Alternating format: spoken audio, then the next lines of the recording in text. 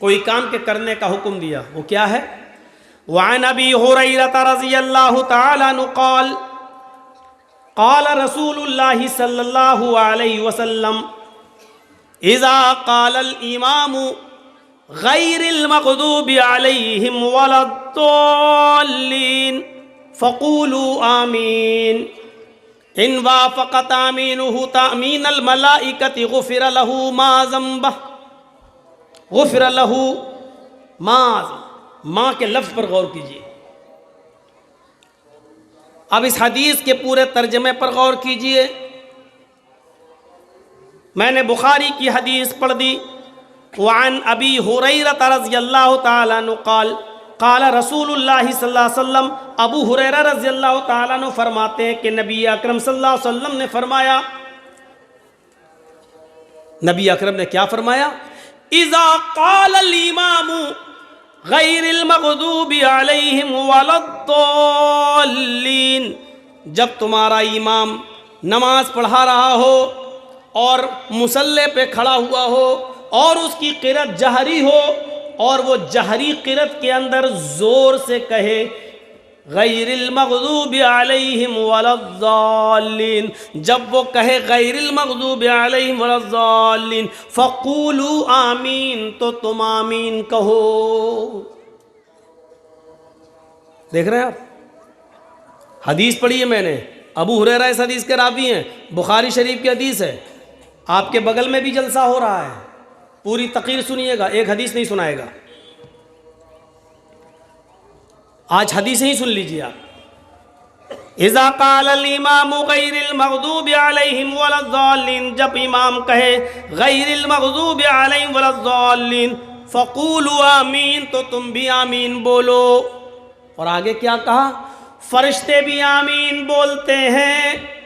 ان وافق تامین تامین الملائکہ، اگر تمہاری آمین اور فرشتوں کی آمین موافقت کھا گئی، ایک ساتھ نکلی، تمہاری آمین سے اور فرشتوں کی آمین ٹکرا گئی، ایک ساتھ نکلی، غفر لہ ما تقدم من ذنبہ، تو اب تک تم نے جتنے گناہ کیے، جتنے تقدم جو کر چکے ہو تم، جتنے گناہ تم نے کیے، غفر لہ ما تقدم من ذنبہ، اب تک تم نے جتنے بھی گناہ کیے اللہ تعالیٰ تمہارے سارے گناہوں کو معاف فرما دے گا. زور سے آمین بولنے کی فضیلت دیکھ رہے ہیں، سارے گناہ معاف. یہ حدیث ہے، نبی اکرم نے فرمایا آپ آمین کہیں گے تو اسے سارے گناہ معاف ہو رہے ہیں، لیکن حلق کے نیچے نہیں اترے گی. حدیث نہیں. زور سے آمین بولنے کی فضیلت یہ ہے. صغیرہ گناہ کی بات کر رہے ہیں، کبیرہ کی نہیں. ایسا نہ ہو معظم پور والے آپس میں لڑتے بہت ہیں. یہ علاقہ پورے ہندوستان، پوری دنیا میں نہ صحیح، پورے ہندوستان میں تو مشہور ہے ہی. مار دھاڑ میں ایوارڈ ملنا چاہیے. اللہ کرے کہ اس میں شانتی رہے جیسے ابھی ہے. تو میرے بھائیوں، ایسا نہ ہو کہ کسی کا مرڈر کر کے آؤ، مسجد میں مغرب کی نماز میں گھس جاؤ اور امام صاحب کہیں غیر المغضوب علیہم ولا الضالین، کہتے آمین، سارے گناہ معاف، قتل بھی معاف، خون بھی معاف، کسی کی زمین پہ قبضہ کیا وہ بھی معاف. مولانا جرجیت صاحب نے کہا تھا، اللہ کے نبی نے فرمایا زور سے آمین بولو سارے گناہ معاف ہو جاتے ہیں. اب تو خوب کھیتی کرو، چرس، گانجا، افیم، بیڑی، سگریٹ، سب مغرب کی نماز پڑھیں گے، عشاء کی نماز پڑھیں گے، زور سے کہہ دیں گے آمین، معاف.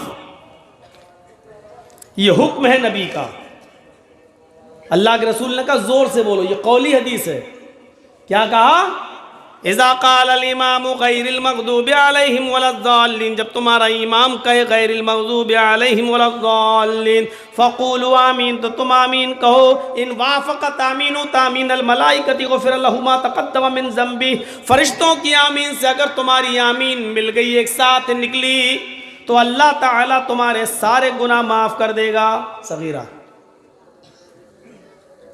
یہ ہے زور سے آمین بولنے کی فضیلت اور نبی کا حکم.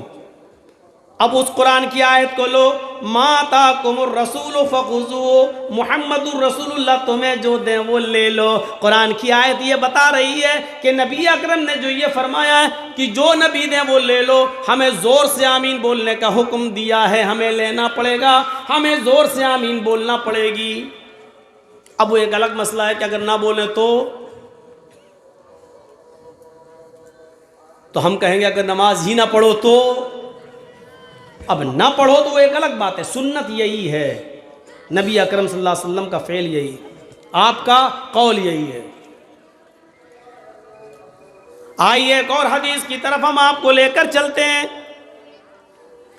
نبی اکرم صلی اللہ علیہ وسلم نے فرمایا، آئیے پوری حدیث آپ کے سامنے پڑھ دیتے ہیں۔ وعن عبادۃ بن الصامت رضی اللہ تعالی عنہ قال قال رسول اللہ صلی اللہ علیہ وسلم لا صلاة لمن لم يقرأ بفاتحة الكتاب، رواہ البخاری۔ یہ حدیث بھی بخاری شریف کے اندر آئی ہے۔ حضرت عبادہ ابن صامت فرماتے ہیں کہ نبی اکرم صلی اللہ علیہ وسلم نے فرمایا، نبی اکرم صلی اللہ علیہ وسلم نے فرمایا، حضرت عبادہ کہتے ہیں نبی اکرم نے فرمایا، کیا فرمایا؟ لا صلاة لمن لم يقرأ بفاتحة الکتاب، اس آدمی کی کوئی نماز نہیں۔ لا صلاة، ایک ایک لفظ پر غور کیجئے، لا صلاة، اس آدمی کی کوئی نماز نہیں، لمن لم يقرأ بفاتحة الکتاب، جس آدمی نے اپنی نماز کے اندر سورہ فاتحہ نہیں پڑھا ہو۔ بغیر سورہ فاتحہ کے نماز نہیں۔ لا صلاۃ لمن، اس آدمی کی کوئی نماز نہیں، لمن لم یقرأ بفاتحۃ الکتاب، جس نے فاتحۃ الکتاب کو، سورہ فاتحہ کو نہیں پڑھا۔ یعنی اللہ کے نبی کہہ رہے ہیں اس کی کوئی نماز نہیں، یعنی حکم دے رہے ہیں کہ سورہ فاتحہ پڑھو، اگر نہیں پڑھو گے تو کوئی نماز نہیں۔ کوئی بھی اکیلے ہو تب بھی پڑھنا ہے، جماعت کے ساتھ ہو تب بھی پڑھنا ہے، امام کے پیچھے ہو تب بھی پڑھنا ہے، سنت پڑھو تب بھی پڑھنا ہے، فرض پڑھو تب بھی پڑھنا ہے، یہاں تک کہ نماز جنازہ میں بھی پڑھنا ہے۔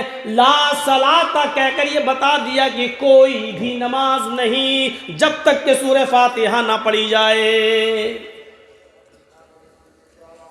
پڑھنا پڑے گی۔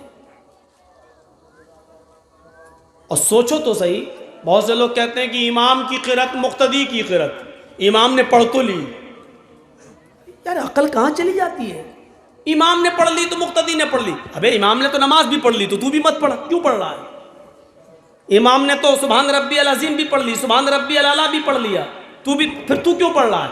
اگر امام سبحانک اللہم و بحمدک پڑھ رہا ہے اور تو امام کے پیچھے سبحانک اللہم و بحمدک پڑھ رہا ہے، امام سبحان ربی العظیم کہہ رہا تو بھی سبحان ربی العظیم کہہ رہا ہے، امام ربنا لک الحمد کہتا تو بھی ربنا لک الحمد کہہ رہا ہے، امام سبحان ربی الاعلیٰ کہہ رہا تو بھی سبحان ربی الاعلیٰ کہہ رہا ہے، امام التحیات پڑھ رہا ہے تو بھی التحیات پڑھ رہا ہے، امام درود شریف پڑھ رہا تو بھی درود شریف پڑھ رہا ہے، امام اللہم انی ظلمت نفسی پڑھ رہا تو بھی اللہم انی ظلمت نفسی پڑھ رہا ہے۔ جب ساری چیزیں امام کے پیچھے تو پڑھ ہی رہا ہے تو سورہ فاتحہ سے تیرے باپ دادا کی کون سی دشمنی چلی آ رہی ہے جو نہیں پڑھ رہا ہے؟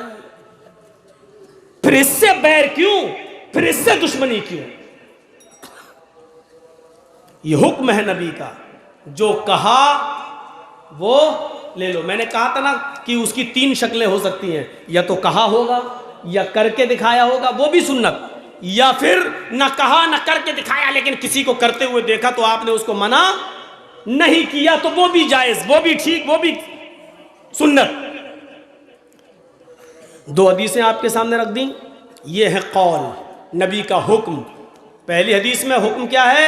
امام ولا الضالین زور سے کہے تو تم بھی کہو، زور سے کہو آمین، اور ایسا کرنے سے گناہ معاف ہوتے ہیں۔ دوسری ہم نے نبی اکرم کی قولی حدیث سنائی، کیا ہے وہ قول؟ سورہ فاتحہ پڑھو، کیونکہ بغیر سورہ فاتحہ کے نماز نہیں۔